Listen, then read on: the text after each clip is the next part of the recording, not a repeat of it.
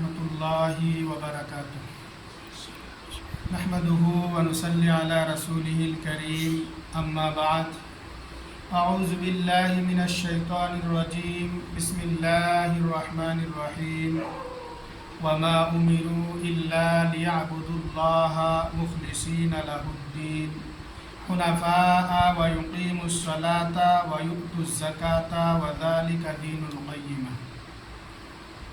محترم سامعین، اس سے پہلے کے درس میں ذکر کیا گیا تھا کہ اخلاص کسے کہتے ہیں، یعنی اخلاص کا معنی اور مفہوم کیا ہے۔ محترم حضرات، اخلاص کے معنی اور مفہوم جاننے کے بعد ہمیں اور آپ کو یہ بھی جاننا چاہیے کہ اخلاص کی کیا اہمیت ہے، یعنی عبادت میں اخلاص کی کیا اہمیت ہے۔ محترم سامعین، اخلاص ہر عبادت کی روح ہے، اور اخلاص ہر عبادت میں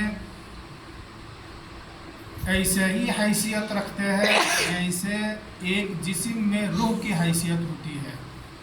جس طرح سے روح کے بغیر ایک جسم مردہ ہوتا ہے، اسی طرح سے اخلاص کے بغیر عبادت بھی مردہ ہوتی ہے۔ جس طرح سے روح کے بغیر جسم کی کوئی حیثیت نہیں ہے، اسی طرح سے اخلاص کے بغیر عبادت کی بھی کوئی حیثیت نہیں ہے۔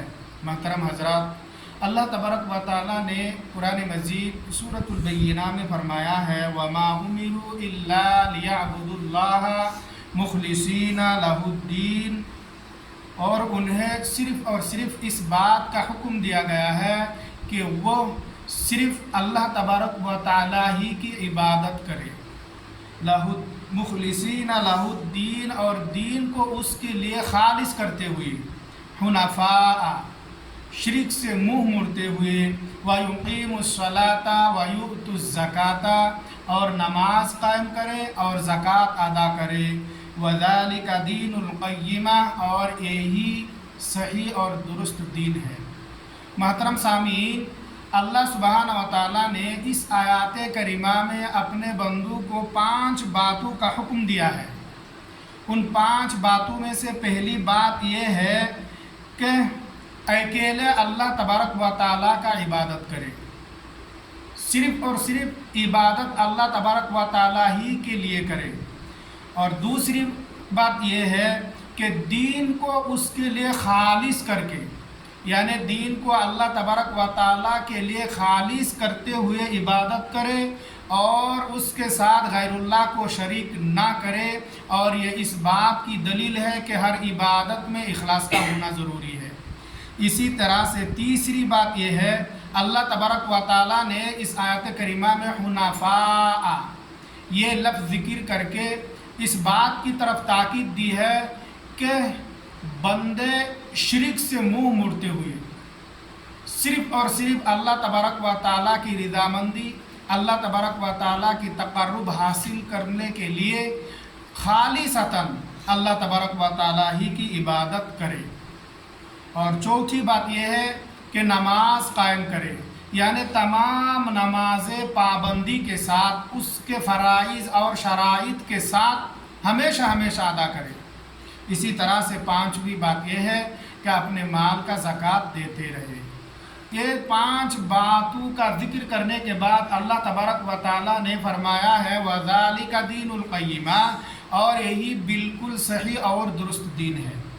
محترم سامعین، آج کے اس مختصر درس سے ہمیں اور آپ کو خصوصی طور پر جو بات معلوم ہوا ہے وہ یہ ہے کہ اخلاص ہر عبادت کی روح ہے۔ جس طرح سے بغیر روح کے ایک جسم زندہ نہیں رہ سکتا، اسی طرح سے بغیر اخلاص کے ایک عبادت بھی زندہ نہیں ہوتی، یعنی اخلاص کے بغیر عبادت کی کوئی حیثیت نہیں ہے، جس طرح سے روح کے بغیر ایک جسم کی کوئی حیثیت نہیں ہوتی ہے۔